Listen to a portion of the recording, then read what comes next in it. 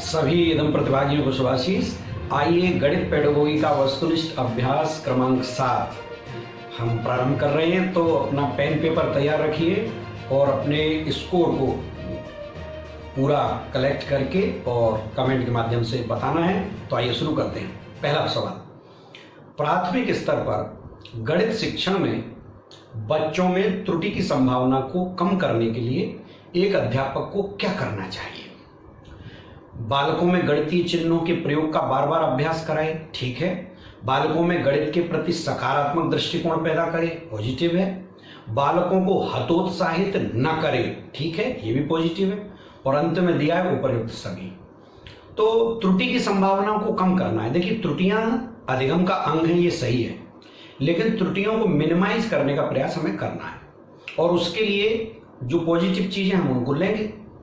Question भी positive है, तो इसमें से कोई हटाने लायक स्थिति में तो नहीं है हम।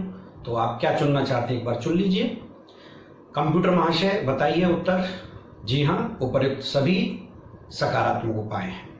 अगला प्रश्न देखें, गणित शिक्षण में त्रुटियों के विश्लेषण हेतु अपेक्षित अधिगम सफलता किसकी शिक्षण दक्षता पर निर्भर करती है? वो कौन है जिसकी टीचिंग प्रोफिशिएंसी काम करेगी? तो जिम्मेदारी लेने का भाव किसके लिए आना चाहिए पेडागोगी में? हमने कई बार चर्चा में आपसे कहा है, अध्यापक, प्रधानाचार्य, अभिभावक या छात्र। तो ले लीजिए, जिम्मेदारी किसकी तरफ जानी चाहिए अपेक्षित अधिगम सफलता के लिए? सही उत्तर है शिक्षक। हमेशा की तरह यह दायित्व भी हम पर ही रहेगा। अगला प्रश्न है, कक्षा 5 के छात्रों में, अब पहले तो कक्षा को ध्यान कर लीजिए, 5वां कहा गया है क्लास। अब आगे पकड़िए, गणित विषय के प्रति रुचि पैदा करने के लिए कौन सा तरीका अध्यापक को अपनाना चाहिए?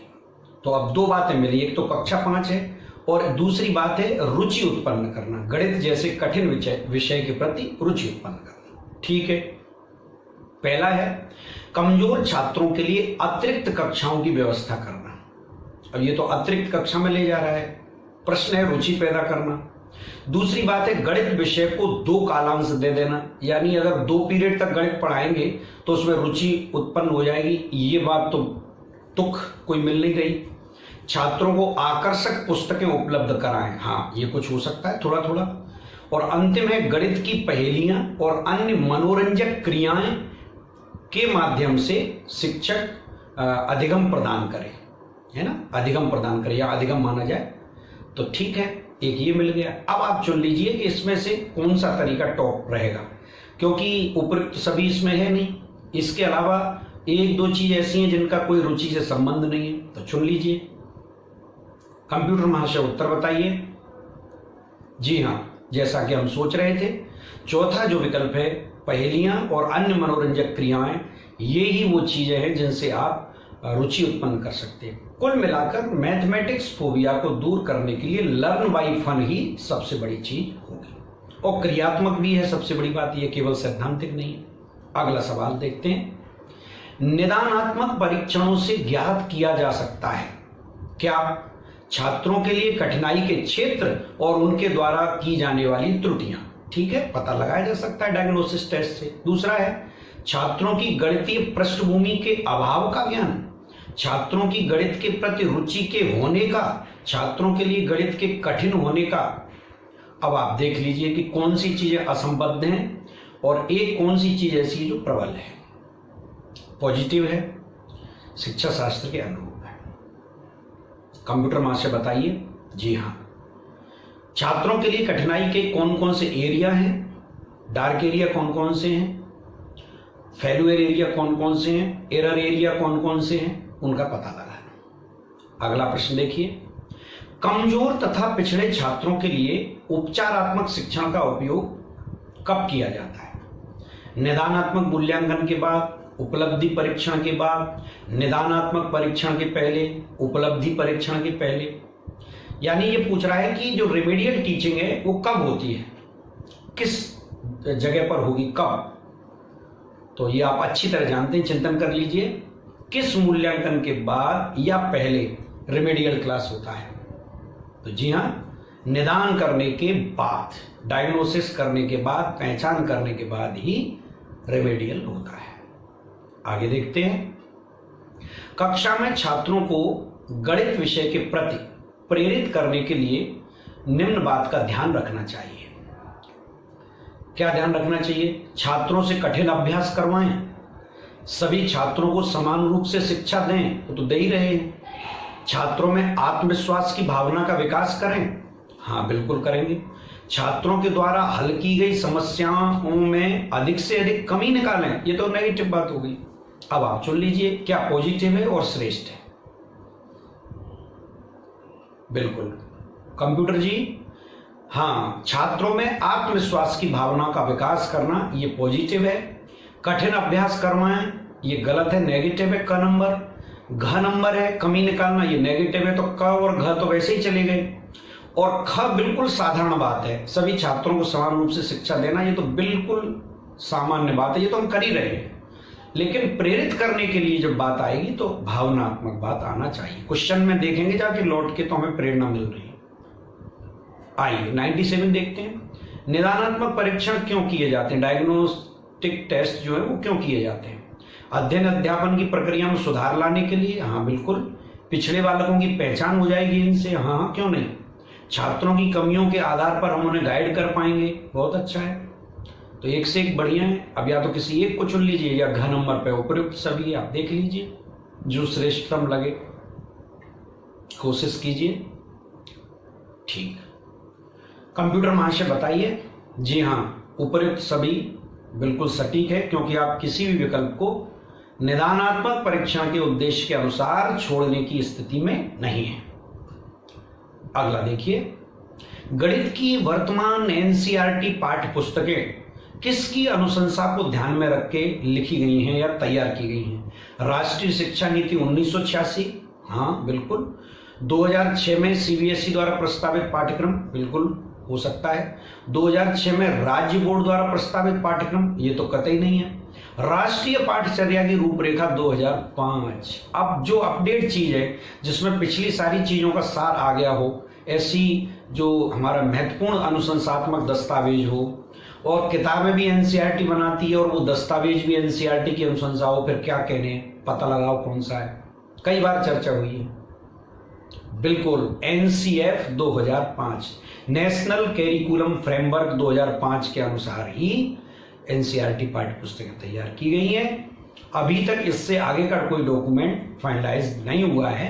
यही हमारा जो लेटेस्ट डॉक्यूमेंट है, एडवाइजरी डॉक्यूमेंट है, जिसके आधार पर पाठ्य पुस्तकें तैयार होती हैं।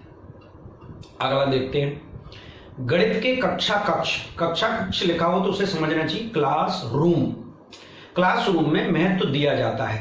किस चीज पर महत्व दिया जाता है? गणितीय विषय पर, गणितीय विषय, प्रक्रिया और तर्क पर। बहुत अच्छा, और बढ़ गया, उससे एक कदम आगे हो गया। समस्या समाधान की युक्तियों पर, यह भी ठीक है। गणितीय एल्गोरिथम और प्रणाली पर। गणितीय एल्गोरिथम जो होता है वो भी फिनोमेनन होता है, यानी प्रणाली ही होती है। किसी भी चीज का एक सिस्टम होता है, उस सिस्टम को ही हम एल्गोरिथम कहते हैं। इसको हम लघुगणक से मत समझ लेना कि जी लघुगणक है, तो ये गणितीय सिस्टम को हम कहते हैं। तो प्रणाली या एल्गोरिथम दोनों एक साथ कह देना कोई बड़ी बात नहीं है, सिंपल चीज है। अब इसमें देखेंगे आप एक गणित अध्यापक के रूप में बच्चों की मेंटल ट्रेनिंग के लिए क्लासरूम में किस चीज को पेडागोगी के आधार पर महत्व देंगे। निश्चित रूप से आपने चुन लिया होगा, ख नंबर इसमें बिल्कुल श्रेष्ठ है। गणितीय विषय, प्रक्रिया और तर्क, यानी सब्जेक्ट, प्रोसेस और लॉजिक, इसमें सब कुछ आ जाता है, सबसे व्यापक ऑप्शन है। अगला देखिए। यदि ज्यामितीय आकृतियों का अवबोधन हो जाता है, अंडरस्टैंडिंग हो जाती है, ज्यामितीय आकृतियों को बच्चा बहुत अच्छे से समझ लेता है, तो छात्रों के व्यवहार में क्या परिवर्तन पहचान में आ जाना चाहिए, क्या फीडबैक मिलना चाहिए? आकृतियों को खींचने लगेगा, आकृतियों को वर्गीकृत करने लगेगा, आकृतियों की प्रशंसा करने लगेगा, या गणित का जो बोर्ड है उस बोर्ड पर ज्यामितीय आकृतियों का प्रदर्शन करने लगेगा। काम तो ये सभी अच्छे हैं, एक से एक बढ़िया काम है। अब आप देखिए कि अंडरस्टैंडिंग कैसे महसूस हो रही है। गणित की आकृति उसने खींच दी, इसमें अनुकरण भी हो सकता है। गणित की आकृतियों की प्रशंसा करके चला गया, बहुत अच्छी बात है, लेकिन अवबोधन तो इसमें नहीं दिख रहा है। कोई आकृति बनाई, पट पर प्रदर्शित कर दी, ये भी उसका कौशल है। केवल समझ की पहचान ये है कि वो आकृतियों को डिवाइड करने, विभाजित करने, वो बताने लगेगा ये समबाहु है, ये विषमबाहु है, ये समरूप है, तो अंडरस्टैंडिंग मानी जाएगी उसकी। तो मेरे ख्याल से जी हाँ, बिल्कुल कंप्यूटर महाशय ने बताया है, जब वर्गीकरण की क्षमता आ जाए, इसका मतलब है उसका रिकॉग्निशन, पहचान करने की क्षमता, भुजाओं कोणों को देखने की क्षमता, ये सारी चीजें आ गई उसके अंतर्गत। इसके अलावा चतुर्भुज, पंचभुज, त्रिभुज, इन सबको भी समझने की बात आनी। अगला प्रश्न देखते हैं, 101वां, व्यावहारिक गणित का भाग है, आया हुआ प्रश्न है पिछली बार की संविदा का। संख्याओं का हिसाब लगाएं, जोड़ बाकी करें, समीकरणों को हल करें या बैंकों की कार्यप्रणाली की जांच करें। इसमें कौन सी चीज ऐसी है जो जीवन में, समाज में, व्यवहार में देखने को मिलेगी? जी हां, बैंकों की कार्यप्रणाली सीधी सीधी व्यावहारिक गणित है। और इन सबको मिला दें तो समीकरण हल करना छोड़ दीजिए, है ना, और संख्याओं का हिसाब लगाना, बैंकों की कार्यप्रणाली, ये फिर सामुदायिक गणित में आ जाएगा। और केवल व्यावहारिक गणित कहें तो ये सारी चीजें कागजी हैं, और बैंकों की कार्यप्रणाली ये दुनियादारी से और लोगों से जुड़ा हुआ काम है।